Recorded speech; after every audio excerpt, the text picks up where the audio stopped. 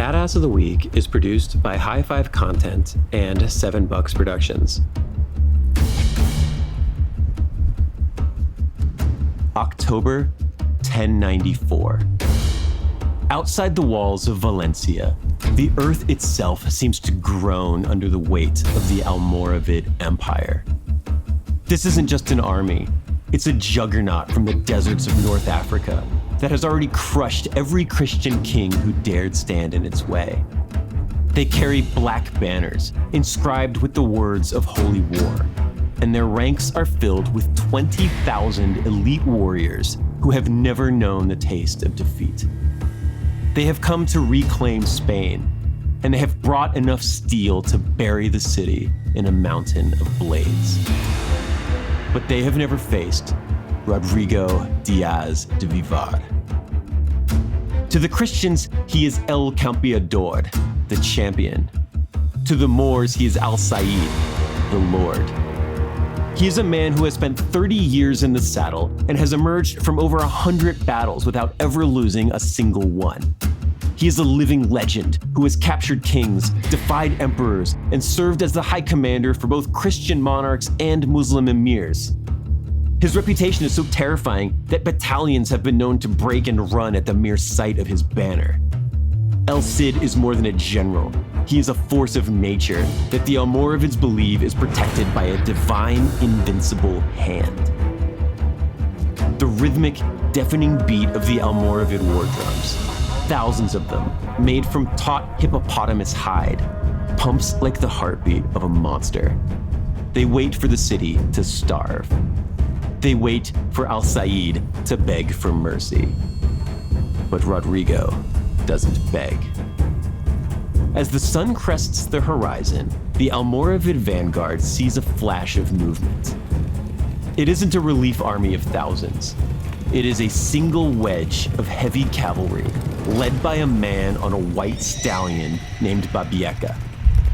El Cid has not waited for a miracle. He has slipped out the city gates under the cover of darkness into the morning mist to do the impossible. He isn't defending Valencia, he is invading the Almoravid camp from the rear. With a roar that drowns out the drums, El Cid leads 300 knights straight into the heart of the enemy rear. He strikes the Almoravid command tents like a thunderbolt, his legendary sword Tizona carving a path through the invincible desert warriors. In the chaos and the dust, the rumor spreads like a plague through the Almoravid ranks. El Cid is here. El Cid is everywhere.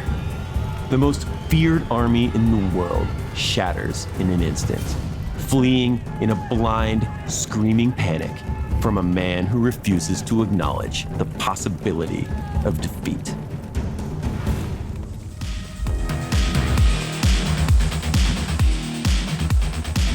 Hello and welcome back to Badass of the Week, the show where we tell the badass history of badasses. I am joined by my longtime co-host, Dr. Pat Larash. And Pat, we are going to be traveling in this episode to Spain, which is a place that I think you're actually traveling to in real life. Yes, yeah. Different parts of the country. I'm going to be visiting Andalusia down in the south, and much of this story takes place in more northern parts of the country. But yes, I'm excited. We're going to see a lot of Moorish architecture, some of the legacy of Abderrahman. I imagine good food will be eaten. Yes, definitely good food will be eaten. Abderrahman, yeah. I feel like he comes up a lot in conversation when we talk about various things. And he's going to come up in this episode, of course, as well, because we're talking about Spain. Cool. So you're going to be going with your class and traveling with around? Students, yeah. Very cool. Yeah. Very cool. Okay, well, the character we are talking about today is a very famous character in Spanish history. We are going to be telling the story of El Cid, who is quite possibly who's definitely the most famous knight of Spain. Yes. And his story is so well known and so famous because there's a very, very famous story about him. And he was a real guy from Spanish history, but he also has kind of taken on this mythological, like King Arthur of Spain kind of vibe as well, right? Yeah, that's a good way of describing it. Yeah, he's even got, named swords and everything. Not perfect. Excalibur, but, his equivalent. Right. Tirzona, yeah. Oh, yeah, like Tizona. Yeah. And so we kind of were talking before the show on how to approach this because, our general plot, our general way that we deal with things is that if there are multiple versions of a story, we generally like to take the most badass one and run with it.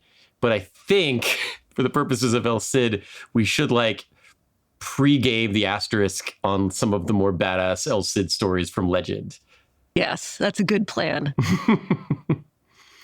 So my thought is, because I when we were deciding to research this episode, I got into the historical bits and you bought the epic poem and read the whole thing from beginning to end and took very detailed notes. And so I guess we should talk about, El Cid is a real guy from Spanish history, but he's written about in this poem that was written by somebody that we don't know who wrote it. But no, we don't. Yeah. But they really liked El Cid. Yes, it's a very pro El Cid poem. Yes. It's called El Cantar del Mio Cid, or the Song of My Cid. And Cid is actually from an Arabic term meaning like my lord. So it's like the poem of my lord, like in the sense of a nobleman. Mm-hmm. So before we get to the poem, though, tell us about the history, Ben. Yes. So let's do that. We are going to get into a story that is kind of wrapped up not only in historical badassitude. This is going to be a knight who travels around and has adventures at kind of the height of knightly adventure. He meets a lot of interesting people. He travels all around. He fights, multiple battles, wins almost all of them, and even wins a battle after he's dead, according to the legends. And then we'll have to follow up on that one. Yeah. Yes, we will. He didn't even have to be alive to win a battle. We'll get into that at the end. But he is a national hero of Spain. And, after his death, his story expanded into even more legendary feats of strength and heroism and virtuousness. And, he's the prototypical, amazing, perfect knight from legend.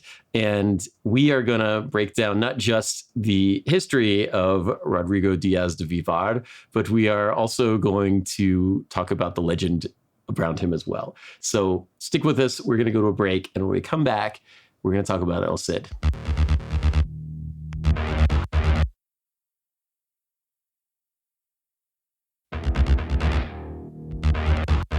All right, welcome back to Badass of the Week. I am here with Dr. Pat Larash, and we are going to talk about El Cid. So the story begins in 11th century Spain in the Kingdom of Castile.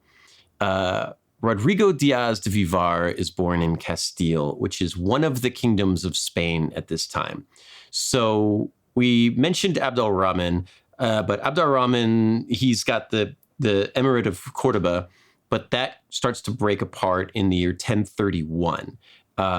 It starts to break into different kingdoms: Castile, Leon, Navarre, Aragon, Zaragoza. There's others, but these are kind of the big ones. El Cid he's a knight, which means he's a nobleman. He's born into nobility. The story goes that his father Diego was a pretty important guy who may or may not have been friends with King Ferdinand the Great of Castile. These guys are hanging out. They're watching bullfights. They would be drinking sangria if sangria had been invented yet. They fight the Moors in the Reconquista. They're doing all kinds of fun stuff together. Yeah. And Ferdinand the Great is, he's the king of Castile, which is the most powerful of the kingdoms of Spain. And Ferdinand dies. And Pat, he does a thing that we have seen multiple times throughout history. Every time the king, the dying king, is concerned about a succession war in his wake, and he does what to him must seem like it makes a lot of sense, but to a historian, we know it doesn't. He divides the kingdom among his sons so that when he dies, each of his sons can have a different piece of the kingdom, so they don't have to fight each other. They can all live in harmony together, each with their own special little place. And that's exactly how it worked out. Not. Yeah, that is not how it worked out here Not how it or worked at out. any other time period in history that Yeah. we've seen this attempted in. Yeah. Who could have seen this coming? Oh. Yeah, so he dies. He divides the kingdom among his children, who all immediately start fighting each other. So the eldest son of Ferdinand the Great is a guy named Sancho. And Sancho and El Cid grew up together. They're friends. Rodrigo, he's still Rodrigo at this point. They grew up together. They're friends. Being the eldest son, Sancho gets the best part of Castile. So he has the most powerful army. He's the oldest. He is like in a position of power. And he leads, he immediately starts attacking his neighbors to, rebuild the kingdom of Castile that he thought he was going to inherit in the first place. Yes. Rodrigo he's like in his late teens, early 20s, and there's a big battle, the Battle of Graus in 1063. El Cid is carrying the flag. I'm going to call him El Cid. He doesn't become El Cid. Oh, yeah. We're going to This guy. This guy, yeah. El Cid. Yeah. El Cid fights against the Knights of Aragon. There's a story where he's like defending the flag. He's holding the flag in one arm. He's sword fighting guys with the other. He's wearing a suit of armor. There's horses, all kinds of very medieval, very D&D battle here happening. Yeah, he defeats the champion of the Knights of Aragon. Noble jest. Yes. Yes. They're speaking very Shakespearean, except in Spanish, I guess. Yes. And he defeats the champion of the Knights of Aragon. He is this like inspirational figure. He goes on to lead the armies of Castile. So he's leading Sancho's armies into battle. They defeat Leon. They defeat Galicia. They defeat Toro. They besiege Zamora in 1072. And he's having so many successes that he's kind of known as, they call him El Campeador, which means the champion. You'll see him sometimes as El Cid Campeador, but, at this point, he's Rodrigo El Campeador, the champion. And that's going great. They're winning battles. Sancho's, reassimilating everybody back into the empire or the kingdom. And then in 1072, while they're laying siege to Zamora, Sancho is assassinated. Ooh. Mm-hmm. Yeah. Yeah. So Sancho is no longer king, obviously. What happens to the throne of Castile? Do one of the brothers get it? Yes. So there's all these brothers that are fighting over the kingdom. And now that Sancho is dead, he's out of the picture. His territory is brought into his younger brother Alfonso's realm. And, it's kind of, this becomes a little bit of trouble because Rodrigo Díaz de Vivar has been fighting against Alonso. That great heroic victory he had where he was defending the flag against the Knights of Aragon, that was Alfonso. And Alfonso is happy to have the lands of Sancho. And Alfonso might have been responsible for the death of Sancho, the assassination of him in his tent. And now El Cid's like, well, my experience is that I'm the commander-in-chief of this army. And Alfonso is like, yeah, I don't think you are anymore. I think you're gonna get demoted here. So Alfonso had been the king of Leon. He'd been defeated. He'd been exiled to Toledo, not Ohio, Spain. but Spain. Yeah, No, okay. It's probably equally as boring. Okay. I don't know. I've never been. Yeah. Well, I'm sure I've never been to Toledo either, but it's possible that the expression "Holy Toledo" is because there are a lot of impressive churches in Toledo, or at least a lot of churches, or it could just be that people just like saying "Holy Toledo." It's a funny word. It is. But it is nice to know that there are a lot of churches in Toledo. Toledo, Spain is actually a very holy city. Yes. Okay, so El Cid, Alfonso has taken over. Sancho's dead. El Cid, being a noble knight, he swears like, I won't kneel to an assassin. And we're getting into kind of legendary stories here. The guys who wrote about El Cid later on, they go really out of their way to make him the most noble paladin, knight, hero that has ever lived.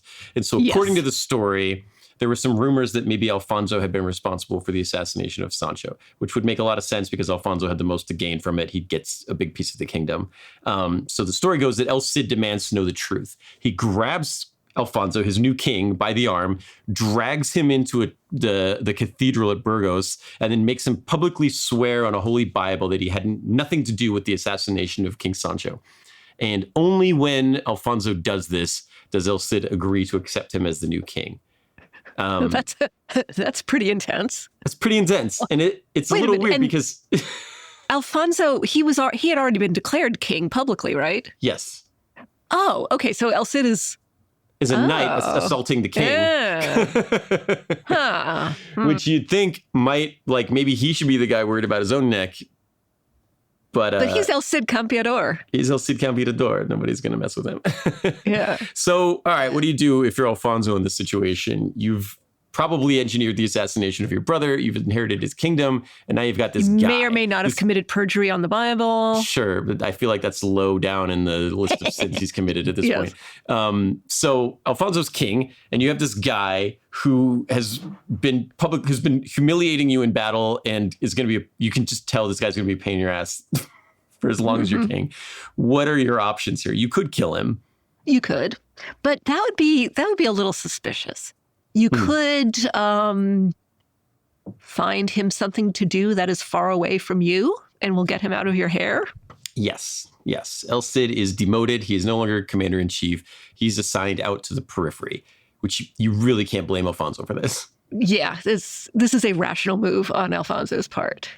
So he goes to Seville. He goes to the Moorish kingdom of Seville. Yes, he's sent to Seville, which is, so the kingdoms at this time, Spain's divided into a bunch of different kingdoms. Many of them are Christian, but the Moors, the Arab, the Muslims are still have kingdoms in the area, right? The remnants of Abd al-Rahman's caliphate or emirate. Okay, so in 1079, El Cid is sent to Seville to collect tribute from the emir. And the way the story goes is that El Cid arrives, and as he arrives at Seville to help out the emir there, Seville finds itself under attack by the armies of Barcelona and Granada while El Cid's there. And El Cid, being the noble knight that he is, has no recourse other than to help this poor city of Seville defend their city against two armies. So he rides out in battle at the head of a Moorish army and attacks Barcelona and Granada and defeats two armies in the same battle. And so the enemy of the enemy or the enemy of the guy who owes me money is my enemy. Is that how that works? Okay. Yes. The story, like we said, a lot of this is kind of complicated by legend, but the story goes that El Cid arrives in Seville to collect tribute. The city's under attack, and they're like, "You have to help us." And he does, and he defeats two armies in battle. We know he does this. We know he leads. Historically, we know he leads an army against these two kingdoms and defeats them in one battle. His motivations might, who knows? But either way, Alfonso had kind of pushed El Cid to the periphery. And it turns out that those two armies that got defeated, the kings of those armies are buddies of Alfonso. And they go and complain to Alfonso, like, what are you doing? What is this El Cid thing? Why is he still hanging around? He's still beating us up. Make this guy stop beating us up. So El Cid is exiled. Okay, he's exiled. He cannot set foot in Castile. And this is where the poem picks up. Yes. And as we kind of said, it reads like an adventure novel. It does, yeah. It's a very good read. It's very compelling and fun, but it is slightly, mythological. Yes. Yeah, it was not written to be documentary evidence. It was written to make you feel good about El Cid and to set him up as a role model or a hero to admire. And it was also written to be entertaining. Yes, and it is. It's definitely worth a read. And that's why we have to put this stuff in to the El Cid episode, because it's the story of being dragged into the church and swear on the Bible. That's great. I love this. And maybe this is kind of who El Cid was personally to people who knew him. But there's so many great stories about this guy doing the heroic knightly thing that we cannot not talk about it. From maybe a century after El Cid's lifetime, it's a Spanish poem, El Cantar de mi Cid, or The Song of My Cid.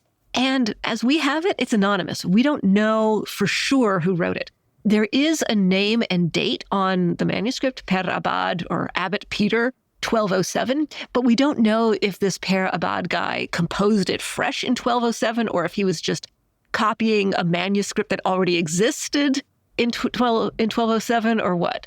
So we don't know for sure who wrote it, but we do know one thing for sure. Yeah, and it's that these guys liked El Cid. Per Abbott Yes. liked El Cid. Yes, they're very pro El Cid. Yes, every complicated thing that he did in his life has a very clean explanation. Mm-hmm. And it's all that El Cid is a virtuous knight who only did the right thing at all times. No matter how hard, the decision was, he knew what the right thing was. And so he goes into exile. And while he's in exile, historically, what we know is that he goes into exile. He's the knight commander of Castile. He ends up he has a weird relationship with Alfonso after Sancho was killed. He ends up fighting against Alfonso. And then he spends like a decade working as a mercenary for the Emirate of Zaragoza, which is the Muslim kingdom in the south of Spain. And this is where he gets the name Al-Said, which is Arabic for the Lord. Al-Said is changed into El Cid when you talk about him in Spanish. And, the story, this is a tricky bit for Abbot, Abbot Peter, what is it? Abbot Parabad, Peter. Parabad. Parabad sounds a little Moorish, I feel like. Okay. But this is, Abbot Peter has a little bit of explaining to do here, but he's basically he had no choice but to, he had no choice but to fight for Zaragoza because he was fighting against some very corrupt nobles and in the Christian kingdoms he was fighting. So, yeah, it's plausible. It makes sense that Abbot Peter or Parabad has to kind of put a spin on this or make it super clear that, he has to defend this Moorish kingdom because it's in, yes. Mm-hmm. So that's how things were. Yes. So this actually gets kind of interesting. So in 1086, El Cid is now has won all of his battles. He's a mercenary commander. In 1086, this group called the Almoravids show up. And they're kind of partially invited because King Alfonso is causing trouble and uniting the Christian kingdoms and talking a lot of smack against the Moorish kingdoms in the south. And these guys, the Almoravids, show up from North Africa. And there's one thing that everyone in Spain seems to agree on, and it's that we don't like these guys. Yeah. And historically, who are the Almoravids? They are Berber Muslim. They come originally from North Africa. They had founded the city of Marrakesh. Okay. And maybe they were enemies of Al-Andalus. They're not Abbasids per se, but they do, when they establish power in Al-Andalus in Spain, they make it clear that they're just an emirate. They're not pretending to be a caliphate. So they acknowledge the authority of the Abbasid caliphate over them. And Abd ar-Rahman was Umayyad, the rival dynasty. Yes. And there is a lot of cultural contact between Al-Andalus and Northern Africa now. A lot of art, architecture, and those parts are actually kind of politically unified now.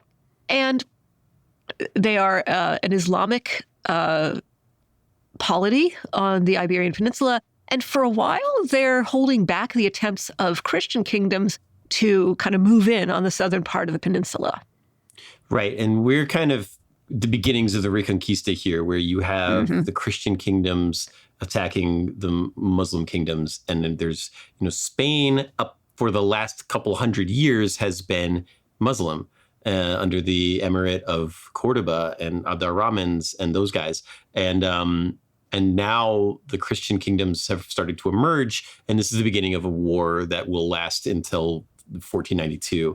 It's going to last for hundreds of years. There's going to be a war over, whether Spain will be Christian or Muslim. And the Almoravids show up to fight. And King Alfonso, he unifies all of the Christian knights and he marches south to face the Almoravids, and he battles them, and he is just crushed. His armies are demolished by the Almoravids. These guys they're horse archers. They're tough. They've got heavy cavalry. They're difficult opponent. They've taken over North Africa. They are experienced warriors, and they attack these Christian knights and they crush them. And Alfonso says, okay, my army's been destroyed and my commanders have been killed. Is there anybody, are there any Christian knights in Spain competent enough to fight these guys?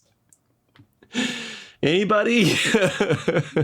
Can you think of anyone except El Cid who can help me here? No? Okay. I guess we'll talk to him. So they send a guy to El Cid, and El Cid's been exiled. He's been serving as a mercenary for Zaragoza. And they send a guy to him, and they're like, look, sorry, you remember when we exiled you? Here's your chance. Why don't you come back? You can have your status back. You can be a knight again. You can be more than a mercenary, and you can fight for Spain, or at least Castile.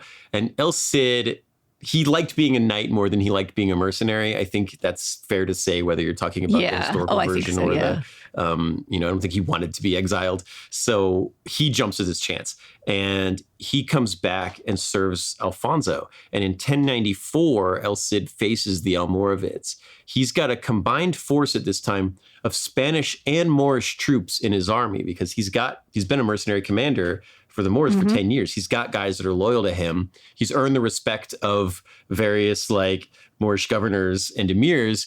And now he's got this combined force, and he attacks the Almoravids in 1094. He's heavily outnumbered, but he wins. And it's the first time the Almoravids have been kind of stomping their way through Spain, and it's the first time they've been defeated. He drives them back. They attack again. He wins again. And he's kind of picked the fortress of Valencia to be his spot that he's going to hold. And as long as he's alive, the Almoravids are never going to progress beyond Valencia. Yeah. And he has to put a lot of work into gaining Valencia to begin with. He has to lay siege to Valencia. And he even lays waste to the country around Valencia and trashes the orchards. The poem, which is very pro El Cid, even says he denies the people grain. And he does this because he wants to get control of Valencia. And the poem says it's because he wants to Christianize it. According to the poem, it's a 9-month siege. In the 10th month, they surrender.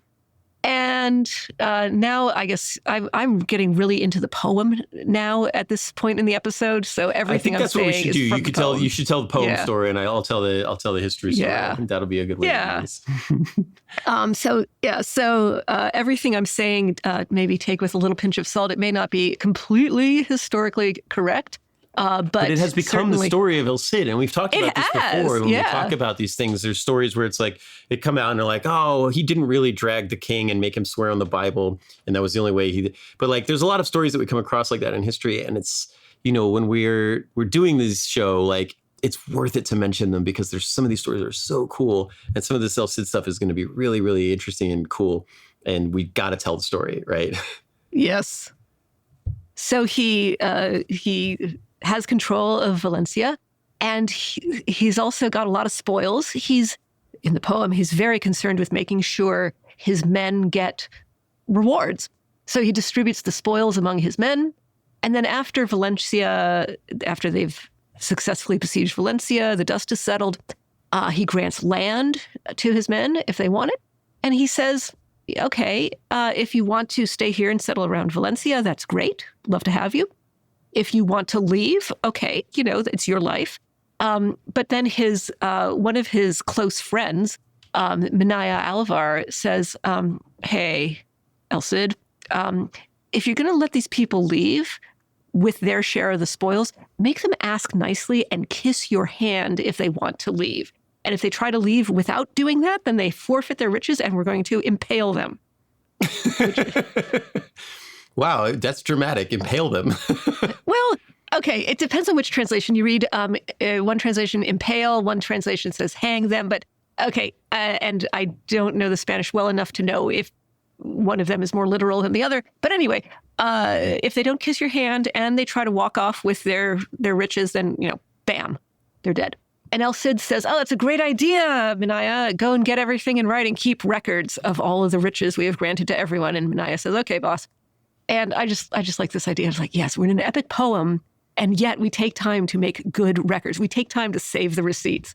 And And it's a little moment also. Minaya collects all these records. He writes everything down. And there's a little moment where El Cid says, wow, we started off with kind of a small band of people. And now we've got, 3,600 men total. Wow, thanks be to God. Because, of course, he's, very pious. Yes. We are rich and we are just getting richer because he also, likes wealth. Okay, another thing about El Cid is that his wife and daughters are very important to him. His wife is named Jimena, and he's got 2 daughters, Elvira and Sol. And Jimena and the 2 daughters, they're still back in Castile. So when El Cid was exiled, it's just him. And oh, interesting. He goes without his family. He's there for like a decade. He's gone. Yeah. Wow. Yeah. So El Cid sends his trusted right-hand man, Minaya Alvar, with a few people up to Castile to ask King Alfonso if King Alfonso will let Jimena and the 2 daughters journey down to Valencia to live with El Cid in the land that they've now conquered and are keeping, Christian. So, yeah. And how are things going back in Valencia? Well, somehow, probably because everyone's talking about it, the news reaches a bishop from somewhere on the east, and his name is Don Jeronimo. He's very well educated. He's wise. He's also described in the epic as a forceful knight on foot or horseback. Oh, he's like Friar Tuck. He's like a monk, but he's an awesome sword fighter. Yes. And Don Jeronimo he's a bishop, but he wants to use his knighting skills. He wants to use his fight. He wants to fight. He's looking for an excuse to maybe find some Moors to fight in battle. Right, yeah. And so martyrdom or crusading or this is this time period. Yeah. So El Cid meets with him. The 2 of them hit it off, and El Cid is all like, hey, so this is our city of Valencia, and it was recently under Moorish control, so, Muslim dominated, but now it's ours. And, hey, we could use a bishop. Would you be willing to be our bishop? And Don Jeronimo is all, heck yeah. So now he's the new bishop of the newly Christianized city of Valencia. Great. Yeah. And this is an interesting thing because the story is like, oh, we've conquered this for King Alfonso. I'm carving out my own, I'm going to create, I'm going to fortify the border for Christianity against the Moors and the Almoravids. You need to send me my wife and my kids. I'm appointing a bishop, but he's like this awesome guy. In the historical context, it seems probable that El Cid is kind of carving out his own little kingdom here.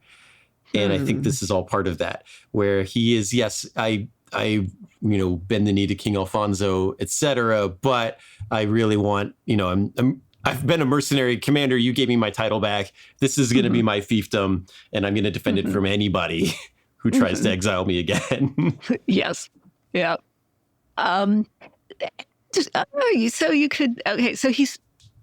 So he's building up Valencia as his center, and he also wants his wife and daughters back. So he sends Minaya. Minaya has been heading up to meet with King Alfonso, and Minaya appeals very courteously to Alfonso. He lists El Cid's resume. It's under the heading of towns conquered or taken back from the Moors. Special mention of Valencia, where he's even appointed a bishop, which is a way of saying, hey, look at how serious he is about making things Christian. But also, especially given what you've said, Ben, maybe also a way of kind of hinting, he has control of a town and he has a bishop who is loyal to him. And I have the authority to do this, right? Yeah.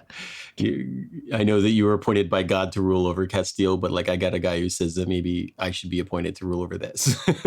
And also it's not just, words and, talking about how awesome El Cid is. But Minaya says, El Cid offers a peace offering. He offers a lot of horses and horse equipment. And Alfonso likes it. He's like, horses, yeah, horses from this guy who's like, okay. And he seems to be happy at everything that El Cid has been doing. But then Alfonso has this crony, a guy named Garcia Ordóñez. And Garcia Ordóñez says, sire, this guy, El Cid, think about it. He's a live wire. If we let him continue, he's just going to go around conquering everyone. And there won't be anyone alive in that part of the peninsula. So Alfonso says, pauses for a moment to consider what Garcia Ordóñez says. And, is this a moment where the old tensions between Alfonso and El Cid bubble up again? Probably not. I don't feel like Alfonso can move on El Cid because El Cid has a big army that is not just Christian knights, but also Moors. And Alfonso's army has just been destroyed. Yeah. So Alfonso turns to Garcia Ordóñez and says, okay, that's your opinion, bro. But El Cid has been serving me way better than you, buddy, in so many ways. So just put a sock in it, buddy. And so Minaya thinks, okay, this is looking promising. So he makes the official request, can I escort Jimena and the two daughters back to Valencia, or down to Valencia? They haven't been there before. And King Alfonso says yes, and even returns the wealth, the riches that he had taken from El Cid back when he kicked El Cid out. Oh. What could possibly, yeah. That's nice. Yeah, everything's coming up El Cid. What could possibly go wrong? Uh-oh. So, I don't know, like, where do you think this is going to go, Ben? I'm not sure. I read the poem when I was researching him for the book, but I didn't go back and read it again because you said you were diving into it. And I do not remember what happens next. So let's see. El Cid is great and powerful and heroic. Alfonso is kind of trying to deal with him any way he can. I don't feel like he has neither him nor the Almoravids. They're definitely not going to join up together against El Cid. And I don't think either of them can take him currently because he's the invincible general warrior knight that's appointed, that is indestructible. Yes. And he has two daughters. And this is a time and place where people make political marriages. Okay. And there are these two guys, these noblemen of the House of Carrion. Their names are Diego and Fernando. I'm going to call them either Diego and Fernando or the Carrion brothers. Now, what do you think might happen? I don't know. I think El Cid's going to have to kill these guys. Well, so they are, on the one hand, really jealous of El Cid because he's he's the golden boy, and they're not. But they hide it, and they ask for El Cid's daughter's hands in marriage. Okay. And so, the one says, can I marry Elvira? And the other one says, can I marry Sol? And so the thing is, this is all happening in Castile, and El Cid himself is down in Valencia. So King Alfonso, being the king, is the one who actually can grant permission to marry. He doesn't know how they really feel. He thinks they're just sort of like, oh yeah, they're okay. They like El Cid and they want their daughters, their sons. They want to marry his daughters so they can make a shrewd political marriage. Okay, cool. And he gives them permission to marry Elvira and Sol. Meanwhile, back in Valencia, a messenger the king sends a messenger to El Cid saying, hey, this is what's going on here. I have decided that your daughters can marry the Carrion brothers. Okay. And El Cid, he's not thrilled about this, but he's like, okay, it's the king kind of deciding that this is the marriage. Okay. This guy already, this is like a thing I can do to make him have my daughters or whatever. But maybe this is I can, smooth things over a little bit with this. Yeah. Not get exiled again. Yes. And also, King Alfonso is going to meet with El Cid in person. So, it seems like an opportunity to smooth things over. So they do finally... The last time they met in person, El Cid physically assaulted him. Yes. And this time, when they meet in person, there is no assault. However, I'm using Burton Raffles' translation here. Even El Cid's beard, grown long, had Alfonso's attention. Whoa, you grew your beard out. Yes. God has granted me a powerful beard as he granted me a powerful army.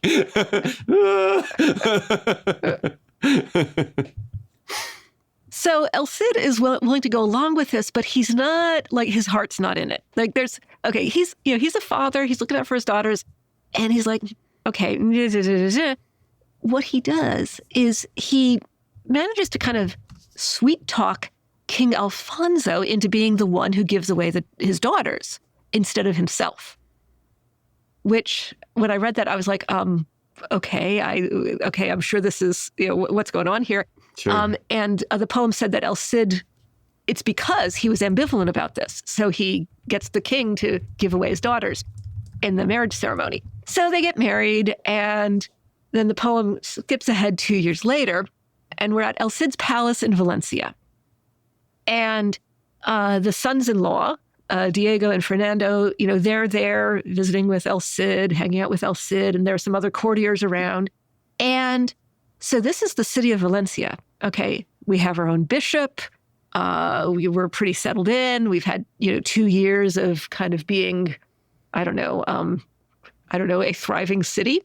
There is also a menagerie at the court in Valencia. And there is a lion in the menagerie in a cage. And somehow the lion escapes and is running around the court. And so all the courtiers, there's a lion, and the lion running around, and the courtiers are alarmed. And Diego and Fernando, the sons-in-laws, they're like, they're trembling in fear, and they just kind of run and hide. And this does not make them look good. So, Ben, what do you think El Cid does? I feel like there's going to be violence. Well, I think that's a very reasonable conjecture. Mm-hmm. Turns out it's not actually what happens. El Cid, he walks up to the lion, he gently takes the lion by the lion's mane, and just without any fuss leads the lion back into his cage or enclosure or whatever. And that's the de-escalation of the lion situation. Huh. And this is the thing that comes up in the poem a lot, because the poem wants to show El Cid as not just a great warrior, but also a cultured, gentleman. He has all of the knightly virtues, right? He can sing and dance and write poetry. He's doesn't necessarily always resort to violence. And that's the way that he's portrayed in the poem. And that's the way that, history, the people who wrote his history wanted him to be remembered. And so maybe there is some of that involved. We don't have a lot of actual writings by him or about him. So I think it's interesting that that's how they chose to remember him. Not he fought a lion and killed it to save the city, but he just gently finessed it to get out of his way. Yeah, he's a lion whisperer, apparently. Yeah. Now, to be fair, okay, so we've got El Cid being the lion whisperer, very gently coaxing the lion back into its little enclosure. Maybe he gives it a treat. But somewhere else in the poem, and I forget where, there's a moment in one of the battles where Minaya, his best friend, his right-hand man, is knocked off his horse and loses his horse. And El Cid notices, and he's like, oh, Minaya, you need a horse. And Minaya's like, yeah, actually, I could use a horse. So El Cid, he chops off the head of a vizier from the opposing army and takes the vizier's horse and says, "Look, Minaya, now you have a horse." And Minaya's like, "Wow, thanks." Let me go slay the enemy champion. So you can have your horse. See, that's the other side of it. He's a great warrior and he's gentle when he needs to be. Yes. So meanwhile, the Moors attack. Okay. And this is a chance for Don Geronimo, the bishop, the Friar Tuck guy, to take up arms and ride into battle with the rest of El Cid's forces. Who do you think wins that battle? I mean, obviously Friar Tuck. You got to love a battle monk. So, okay, when we come back, let's talk about the legendary side of this and how his sons-in-law basically ruin everything. Stick around.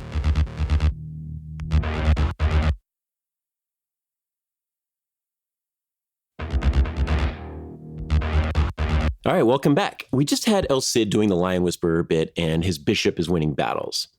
This is great. Yes. I mean, I wonder if these are really well-known stories in Spain. This is how we talk about Robin Hood and King Arthur. Yeah, that's the Lancelot story. Oh yeah, that's the Don Jimenez story, you know? So, okay, after the battle, you know, we're at the court, we're hanging out, and El Cid is hanging out with his sons-in-laws. Is he enjoying it? Who knows? The sons-in-law, Diego and Fernando, the Carrion brothers, they ask if they can take their wives, Elvira and Sol, back to Castile because, hey, it's been a while since they've been to Castile, you know? And El Cid says, okay. Okay. I feel like they're setting up for something here. I feel like this is something's up. Yes. They are secretly planning to kill Elvira and Sol. And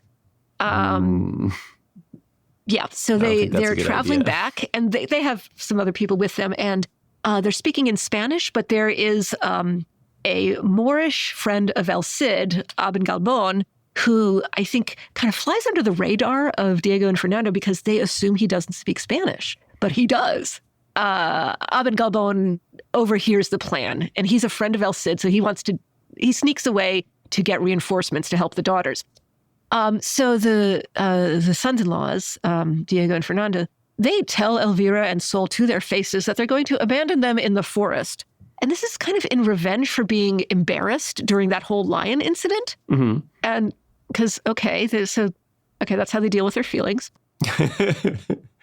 And they tie Elvira and Sol to some trees in the forest. And one of them, I think it's Doña Sol, Lady Sol, says, just cut off our heads already. Okay. Why are you being weird? Why are you making this weird? Yeah. So they're abandoning these women because they're just inconvenient or something. And I don't know, is this like a motif from the Marguerite de la Roche episode, maybe? Yes, we just had the Marguerite de la Roche episode where, you know, she's abandoned for dead and ends up fighting polar bears with a shotgun. So yeah, is that what's going to happen here? Because this is like, they do have, they are the daughters of El Cid, and we will find more about Jimena, but like El Cid's wife is also badass. So I hate to disappoint you, Ben, but they don't have polar bears in this part of Spain. Yeah. Bad. And yeah, so and it turns out Elvira and Sol, they're tied to the trees. So they're, even if they probably do know how to defend themselves, but if you're tied to a tree, your options are limited. However, remember Ben Gabon, who had overheard things? Okay. So he and also El Cid's nephew, they're able to come back and untie. Okay, Diego and Fernando, they're gone. They're somewhere else now. But they're able to come back. The nephew and the friend are able to come back and untie Elvira and Sol. And Pedro, the nephew, he says to them, "Miladies, how may I be of assistance?" And they're like, "Well, thank you for untying us. We're actually really thirsty." So he takes off his hat and fills that with water and uses that to bring water to the two women to, hydrate. Okay. So, yeah. So, sorry, no violence this time. Sorry. Well, we got to get these Diego and Fernando guys, though, right? Yeah. Can't just leave these guys hanging around. Somebody's got to fight them. Yes. Now, what do you think Diego and Fernando are doing? They're boasting about this. This is all bad, man. This is a bad idea. Yeah. These guys are not making themselves look good. So the two daughters, Elvira and Sol, they get pegged to El Cid, and he hears the whole story, and he's like, I want justice. This was not good. Okay. And in addition to abandoning his daughters in the forest, Diego and Fernando also have a lot of nice things that El Cid had given them. He had given them a lot of money and two very nice swords, and this was all part of father-in-law doing nice things for the son-in-laws because they're family and whatever. Okay, well, El Cid he's on good terms with King Alfonso now, right? Mm-hmm. So he gets Alfonso to call an assembly at court, inviting all the noblemen, including Diego and Fernando. So, and there are judges here. So this is it takes them to court. That's like, because we're at like 1031 here or something, right? 1060, Middle Ages stuff, right? I feel like this is trial by combat, but this is interesting that El Cid decides to take him to court. Yeah. Instead. Yeah. And El Cid, so he's the plaintiff. What does he say? Well, he said, okay, your honors, they abandoned my daughters, but I wasn't the one who gave them away. So I'm not the one who's being dishonored by this. So, the king gave them away, but I can't really make a legal complaint about my daughters. However, these two guys, Diego and Fernando, I had given them each a nice sword. But that was because they were my sons-in-law. But now, since they have abandoned my daughters, they are no longer my sons-in-law. So could I just ask for them to give back the swords? And so the judges say, yeah, that's fair. We allow it. And the brothers say, okay, is this all he's asking for? Okay, that's reasonable. Will this put an end to the matter? And they give back the swords. And El Cid takes the swords and hands them over to his two friends. He gives one to Minaya. He gives one to his friend Martin Antolines. And this is where, Ben, I confess, I thought, and now are Minaya and Martin Antolines armed with the swords and El Cid, are they going to leap into action? And, right. That's what I was expecting. Give me your sword and now I'm going to fight you with it. Yeah. But what actually happens is no, it's more talking. El Cid says, oh yeah, and also, that money I gave you, lots of it that I gave you as my sons-in-law, I want that back too. Same reasoning. And the brothers say, okay, this is awkward. Your honors, our purses are empty, as you can see. And the judges are like, okay, yeah. So you can't pay the money. You can't pay the money back. But then the decision is rendered. Diego and Fernando have to pay back El Cid in kind. Okay. So the brothers, they got to give him stuff. They're going to give him stuff. They're going to stuff additional swords, all sorts of gear, horses, more horses, even some mules. Everything. What do you got? Turn them upside down and shake them by their feet. I kind of like this because it's actually more ruinous than just killing them in battle, because you just publicly humiliate them in court repeatedly. Just make them give you literally every single thing they have. Yes. Like, you have a pack of gum in your pocket that you haven't opened. Okay, hand that over. Yeah. Mm-hmm. So yes. So, and then the narrator of the poem, and this is Burton Raffles' translation, says, the court, please understand, had squeezed them dry as a bone. Okay. I mean, I like that, right? I like that he really went the extra mile for the revenge of I'm going to just take everything. I'm going to ruin you.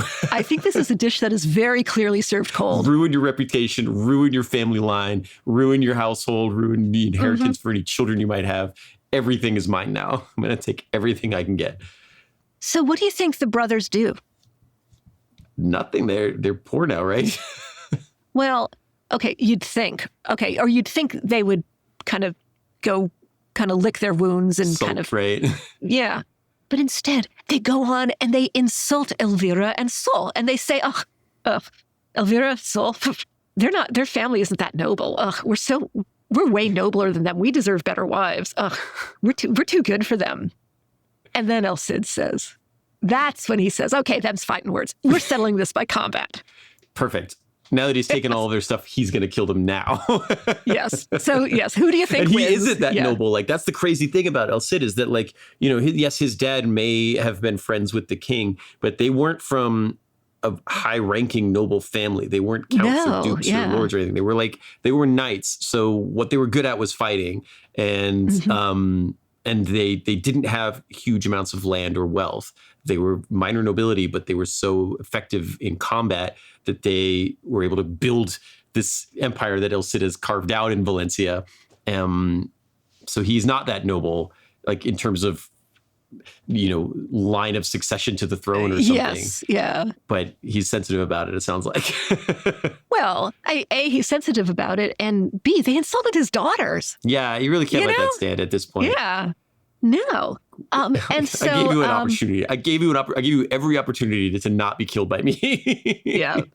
So yes, there is a battle. They settle it by combat, and El Cid wins. Now, obviously he wins.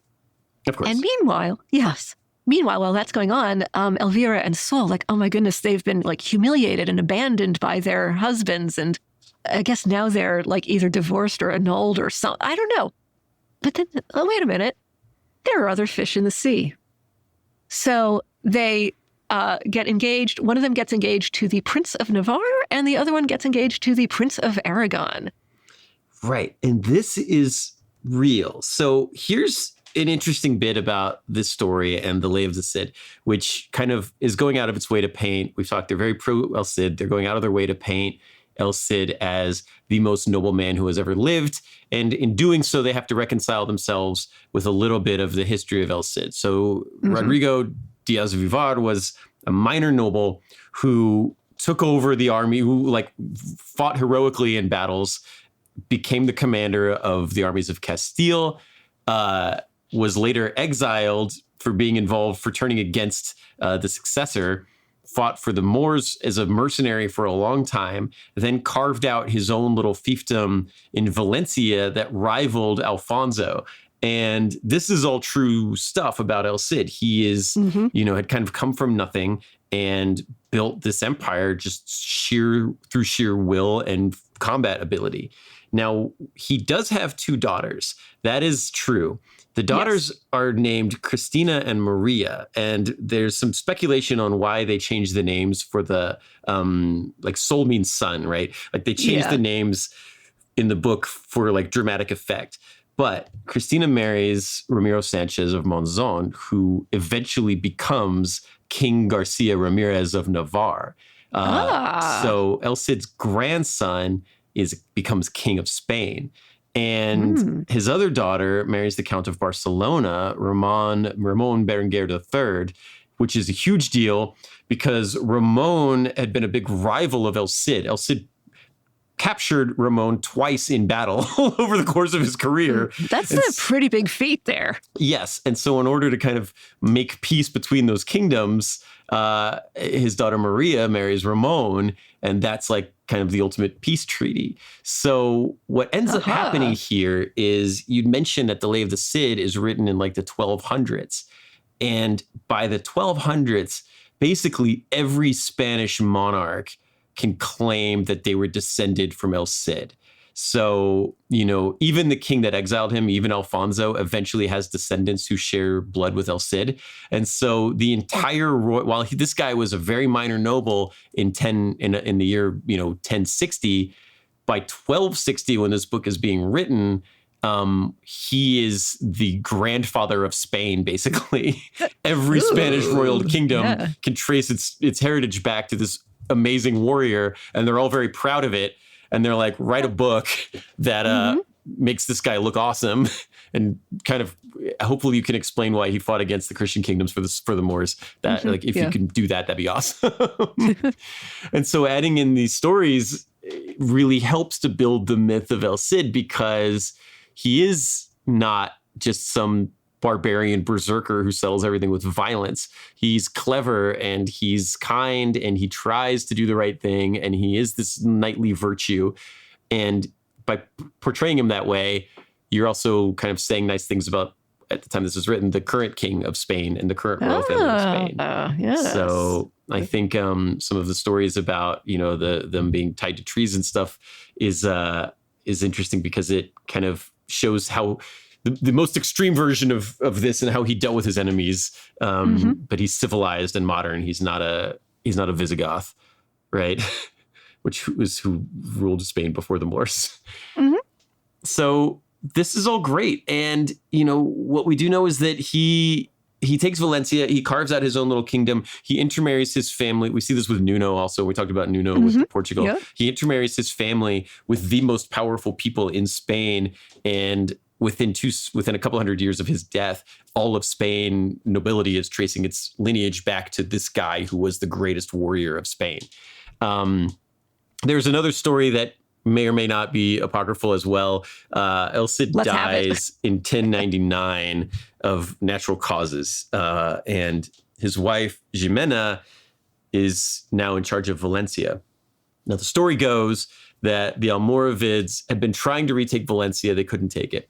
He can't really march out because he doesn't want to leave his his backside undefended against the Christian kingdoms who he also doesn't trust. So he doesn't move on the Almoravids, but he holds the line against them.